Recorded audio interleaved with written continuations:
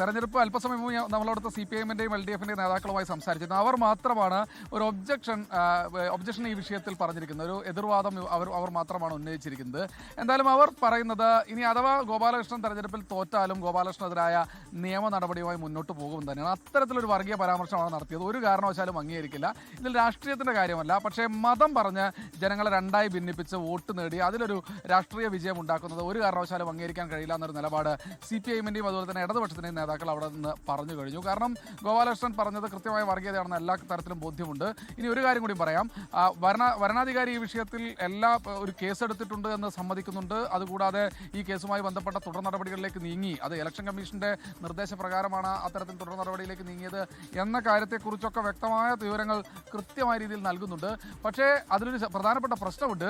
ഈ കേസെടുത്തിട്ടുണ്ട്, കോടതിയാണ് ഇനി ബാക്കി കാര്യങ്ങൾ തീരുമാനിക്കേണ്ടത്. ഏതെങ്കിലും തരത്തിലുള്ള ശിക്ഷ അനുഭവിച്ചിട്ടുണ്ടെങ്കിൽ മാത്രമേ ഇത്തരത്തിൽ നടപടികളിലേക്ക് കടക്കാൻ കഴിയുകയുള്ളൂ എന്നൊരു നിലപാടാണ് ഇപ്പോൾ വരണാധികാരി റിട്ടേണിംഗ് ഓഫീസർ സ്വീകരിച്ചിട്ടുള്ളത്.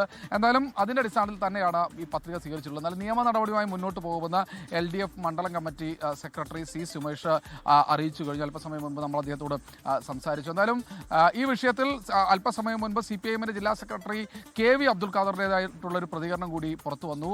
അദ്ദേഹം പറഞ്ഞത് ഗോപാലകൃഷ്ണ പത്രികാ സമർപ്പണ വേളയിൽ മുസ്ലിം ലീഗ് പത്രികാ സൂക്ഷ്മ പരിശോധന വേളയിൽ മിണ്ടാതിരുന്നു. അത് കൃത്യം BJP-യുമായുള്ള ഡീലിൻ്റെ ഭാഗമാണ്. ഡീലാണല്ലോ ഇപ്പോൾ ഏറ്റവും പ്രധാനപ്പെട്ട കാര്യം. ഡീൽ ആരോപണങ്ങളാണല്ലോ. അപ്പോൾ ഡീലിൻ്റെ ഭാഗമാണ് എന്നാണ് പറയുന്നത്. ഒരു കാര്യം കൂടി പറയുന്നുണ്ട്. കഴിഞ്ഞ തവണ BJP-ക്ക് സ്ഥാനാർത്ഥി ഉണ്ടായിരുന്നില്ല. ഏറ്റവും ഒടുവിൽ അവിടെ മറ്റൊരു സ്വതന്ത്ര സ്ഥാനാർത്ഥിയെ പിന്തുണയ്ക്കുകയായിരുന്നു NDA ചെയ്തത്.